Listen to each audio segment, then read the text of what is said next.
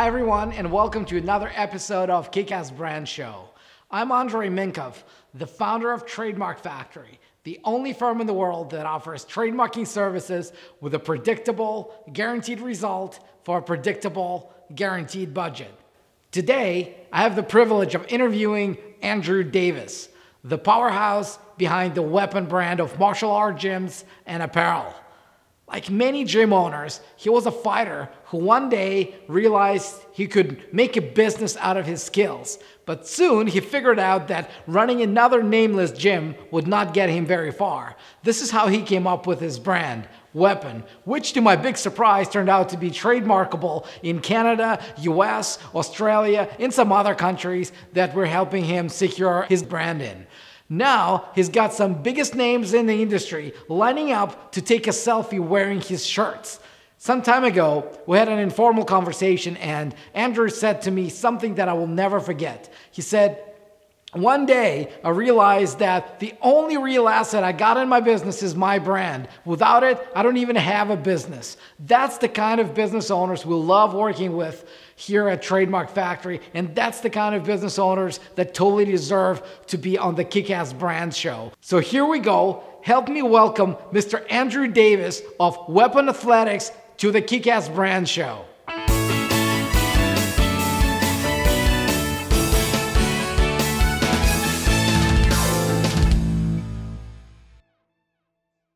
So, Andrew, great to have you here. Thanks for having me. And why don't we start with you telling us a little bit of your story? Well, I've owned a martial arts gym for, I guess, around 12 years now. So when I was 21, I wanted to have a business. I had no background in business at all, no idea how to do accounting, no idea how any of this stuff worked. And but I did have a background in martial arts, and I had this idea of owning my own gym. And I had a coach that was willing to sort of be my mentor in that way. Not in a business way, but just as far as coaching martial arts. And so I just jumped into it. I leased a space and I just started. And I've been doing it for 12 years now. But after about a decade of doing the same thing every day, no matter how much you like what you do, it becomes monotonous. And I always thought I would like to do something that was bigger.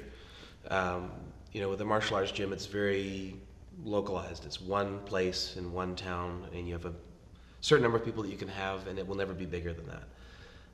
And I always had this idea of this brand name Weapon, and I thought that would be a cool thing to have on a shirt. I knew that I wanted to wear it, but finally I got to the point where I didn't really think I could just coach martial arts every day and have that just be it, and I thought that having this brand name maybe was the next step for me. What was that? How many years ago? Maybe 2-3 years ago. Yeah. I mean, I had the idea for maybe 5 years ago, but I didn't really take any steps towards it until a couple of years ago. And that also, the idea of the brand and the whole business plan and the whole approach has changed over that time. So what I thought it was going to be in the beginning changed. And now we're sort of in position now where we're like fully launching everything, and everything's ready to go. So let me take you back to your gym days. Yeah. How'd you get your first customer? Oh, well, I had already been coaching for my coach. He owned, actually the gym that I'm in, I've been in that gym actually since I was about 13 years old. So when I was 13, I got in a fist fight at school.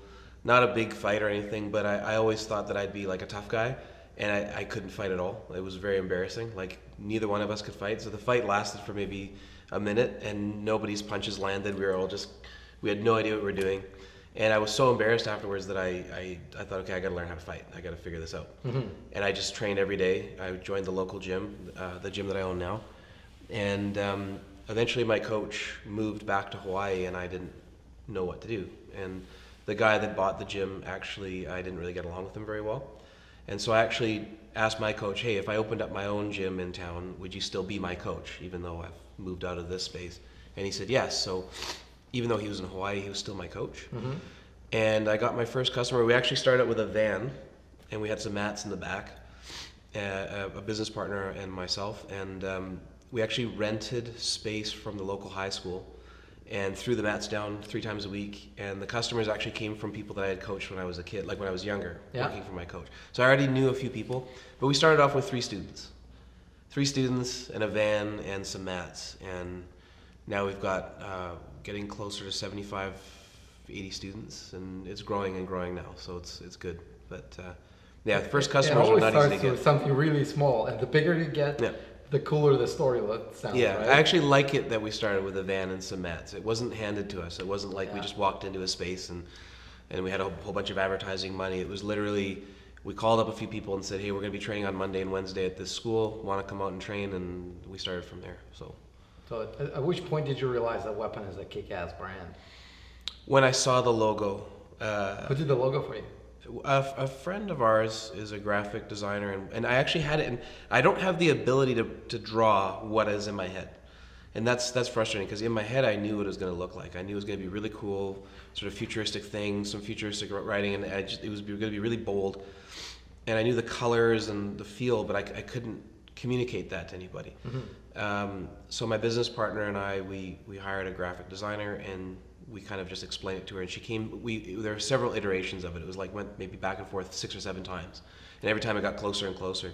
And then one time she sent us the finalized logo. She sent it to us, and immediately I was like, that is something I want to wear that. Yeah. I know everybody I know is going to want to wear that. So the name and the logo and everything, it just came out perfectly after that, maybe 6th or 7th try. Yeah. In your opinion, what do you think makes, in general, not just for you, in general, what makes it for a kick-ass brand? Nobody else has it. I know that sounds like... So uniqueness. It's such, the word weapon, it's weird that nobody else did that already. Yeah. Well, in fact, somebody kind of did. That we had to deal with that with the whole Congress. And that was one of my bigger surprises, because when you came to us and asked us to trademark it, we were like, I don't know, I'd be surprised if there's nothing like this. I remember the first phone call. There wasn't anything. Mm-hmm. I remember the first phone call with you, and you were kind of like, I was very skeptical. Yeah. Yeah. And But it's really cool, because you would think that somebody would have thought of it, and you would think that somebody would have secured it, and they hadn't. And once we figured that out, I knew that if we didn't do it now, that somebody else was going to do it. And remember, somebody actually filed a trademark right after we did. Yeah. And that was an interesting, very interesting. It's been an interesting ride for sure, but it really showed me that if we hadn't done what we had done at that moment, then it would have been too late, actually. Yeah. So, how do you promote your brand? What do you do to make people know that you exist? Well, one of the reasons why I know that the brand is going to work in the long term is that people actively seek us out and ask us if they can wear our brand. So all we really did was, so first of all, actually, I put, before we trademarked, and this is the dumbest thing that we could have done, I plastered my car with weapon stickers. So my car, I had this new Honda, and I thought, man, it would look so cool if I put this logo and stuff on my car. So the car's wrapped with all these stickers, and I didn't realize I was driving around as an advertisement for a cool name that someone could steal if they wanted to. It's like, hey, everybody, check this out. Do you want it? And I had it parked in Vancouver one night, and I got a phone call the next day from someone saying, look, I don't know what it is that you guys are selling, but I want to know, and I want to see if I can get involved. And he actually ended up being a pretty wealthy entrepreneur, super nice guy. And he just wanted to he just liked the logo and the name so much, he just wanted to know what we were up to and if he could get on board. But as far as reaching out and advertising, we haven't really had to do very much. Our social media is pretty straightforward, but every time we post something, we get names of people that are quite well known liking it and following it. You just told me a great story earlier today. Yeah. Do you want to share it? Well, we get requests every week from fighters who want to be sponsored by us. But the way that they say it is really funny, because they're not asking for money. They're not saying, hey, you're a clothing company and I'm broke and I need some money, can you help me? They're saying, hey, I've got a fight coming up and I want to wear your shirt. How can I get sponsored by you? So that tells me that fighters like what we're doing, because they are actively asking us, can I just wear your shirt to my next fight? And then later we can talk about, maybe you can help us out or something like that. So that has been a really good indicator for me. And over time, more and more high-level fighters have been approaching us. And one guy, Bruno, his name's Bruno Blindado. He's in Curitiba in Brazil. He wanted to be sponsored by our brand, and he's probably going to be in the UFC. He's an up-and-coming fighter, very, very high-level guy. And he recently posted a picture of himself on Facebook wearing our shirt, standing inside of an octagon. And I think within a couple of hours, he had reached 500 people. And then we boosted the post, and within a day it was like I think it was something like 2,700 people, just like that. And it cost us $11 in advertising on Facebook. So Can't beat that. no, and imagine you're advertising something, and somebody's asking you if they can advertise it for you. Yeah.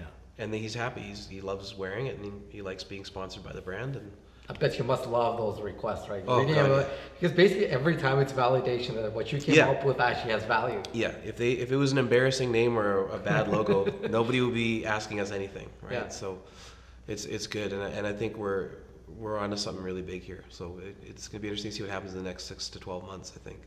So I always say that there are 3 requirements for every successful brand. One is it needs to be memorable. 2, it needs to be connected to a viable business, because if you're selling something that nobody wants to buy, it doesn't matter how great your logo is. Could be a great logo, yeah. And 3, it needs to be well protected, right? I would say you're actually probably at the very top for all of these 3 requirements, because you can't. It's so easy to remember. Yeah, right? you can't forget with it. with what you do in terms of you having a viable business. I know it's a great story, and you've shared some with us. Starting from the gym, now the clothing company. I don't know where it's going to get you. And, We'll see. And in terms of protection, we've taken care of your trademarks, and maybe we're going to share a little bit of that. But how else do you protect the brand? What else do you do? Like domain names, social media stuff? What other steps have you taken to protect it? Well, we've protected it in Canada, U.S., Australia, European Union. We've protected the trademarks, fist and the name and the logo and everything. Yeah. One of the things that we found useful was you guys did a thing called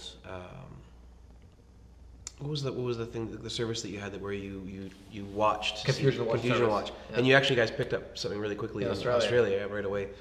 So I think that's like very, very useful as well. As far as protecting it, like how many domains do you have, and which domains? Oh, I bought up everything. Yeah. That's also part of protection. Yeah. I mean, just because you can get a trademark doesn't mean you shouldn't go for the long hanging fruit. Yeah. Like, the other thing YouTube too is channels, like Facebook pages, all you got that? Oh yeah, we bought up. I mean, as far as domain names, even like everything with weapon, jiu-jitsu, weapon, Brazilian jiu-jitsu, weapon, BJJ, weapon, MMA, weapon, martial art, everything. I bought everything. Do they go anywhere, or do you just sit on them? Right now, I'm sitting on them, but I'm gonna ask Shin when he's working on the website what we can do with that. Yeah. But I just don't want anybody else having it. Because you can have multiple domain names pointing to the same page. Yeah, I think we've got about 15. Yeah. So those will all be put in there as well. Yeah. I don't want anybody to have anything with weapon on it unless it's me. Yeah, I don't blame you. And the other thing that's funny is that what I don't want is for it to become big and then realize that somebody else saw that and then bought domain names that I want and then start increasing the price and stuff like that too. So cool. So I know that when you came to me, you were still early on, but what you told me was actually I immediately knew that basically if I had to describe our perfect client, that'd be you. Okay. Because you saw the value in what we can do for you right away. Yeah. And I'd just like you to share why you thought it was important for you to protect your brand early on. Well, I think that first of all, I had no idea in the beginning about anything to do with protecting a brand, and I think most entrepreneurs probably don't. They have an idea and they just want to get to that idea. So cool, I got this name Weapon. Okay, I start making shirts because they just want to get to the part where they're creating it and selling it. And that's how I was. I was like, okay, well, just put it on a shirt, put it on my car, put it on a website, put it all over the place. And I never really even thought about I didn't even really know how trademarks worked, to be honest. Actually, it was funny, when I had that car parked in Vancouver and the guy saw it, the first question he asked was, did you trademark it? And I'm like, yeah, of course I did. I think maybe he's going to steal it, right? And then I thought, oh, I better figure this out. And it's funny because my dad's a lawyer, and I should know better. I mean, I could have easily just asked him, what should I do? And he would have known right away, trademark it. But, entrepreneurs can be stubborn too. You've got this creative idea, you want to just get to it, you don't want to listen to anybody, you just want to go. But the first thing this guy asked was, have you trademarked it? And if not, you'd better trademark that. And you better stop driving that car around until you've done that. So that's when I talked to a friend of our family, Ronan, a lawyer. I asked him, because he incorporated our business, and he recommended you. And then as soon as we got on the phone, I realized, okay, this is actually something we got to do. But what was really, I think the other thing, what was very daunting was I just assumed that I wouldn't be able to afford it. So when the guy said, have you trademarked your brand? I thought, well, who can possibly afford? Like, I can't do that. I don't have any money. How am I going to trademark something with no money? But then when I was talking to you on the phone, it became clear that there were options at least to get started, right? Mm-hmm. At least get the basic trademark and get the, and the breaking it into the 6 easy payments is what you had done as well, which is very helpful. Because I would not have been able to do it without that. Look, I don't want this to turn this into a commercial for trademark. No, but it's just true. Because really it's about you. Yeah. And I think it's fascinating because when we were talking before we started recording this, I think you mentioned something very important in terms of the brand really being the only that's all I have. sellable thing. That's all I have for your business. Yeah. You want to expand on that? Well, it's become really clear. So at first I went from not knowing anything about trademarks at all and just wanting to sell this stuff. And then it really has dawned on me recently that actually the only thing that we have is a brand. Anybody can make a t-shirt, anybody can make gloves, anybody can make shorts. It doesn't matter. That's completely irrelevant. I mean, you can slap any logo you want on a pair of shorts and say it's your brand, but at the end of the day, if I don't have the brand, I don't actually have a company. Like that is all it is. So when people, and it's funny, I talk to people about it and they say, okay, well, explain to me, your company, what's your company about? Is it like, do you sell special gloves or do you sell, is there something special about your shirt? And I'm like, no, it's a brand. And they're like, well, what do you mean? That is it. That is the whole company. The company is that I can put weapon on a shirt and you can't. And that's all I have. And that's actually the best thing is if I were to sell the company, that would be what I would be able to sell is that name and that logo and that brand. So yeah, well, what's special about Nike t-shirts? Nothing. Just swoosh. Yeah. But if you try and put a check mark on a shirt and sell it, you'll find out really quickly. Yeah, it won't take long. No. So we're just really wanting to build that brand recognition as much as we can, and the social media thing seems to be working really, really well. So the bigger we make the company look, the more that brand is out there and the more it's worth. And that's all we're really doing is just the whole business model now for me is just building the recognition of that name and that logo. Yeah. And that's really all it is. Well, hopefully this show will maybe help you. Maybe. Yeah. Help me get more people to know about you. Absolutely. So what's the easiest way for them to reach out to you, find out more, maybe your website? Actually, Facebook is Facebook? really, it's funny, Facebook is a really great way for us to reach out and communicate with fighters. What should they search for to find you? Weapon Fight, well, our website is weaponfightgear.com. Okay. Weaponfightgear.com. And Facebook? And then if you just look up Weapon Fight Gear on Facebook, you'll find us. Weapon Fight Gear, yeah. So it's Weapon Athletics Limited is the company, but on Facebook you'll find us at Weapon Fight Gear.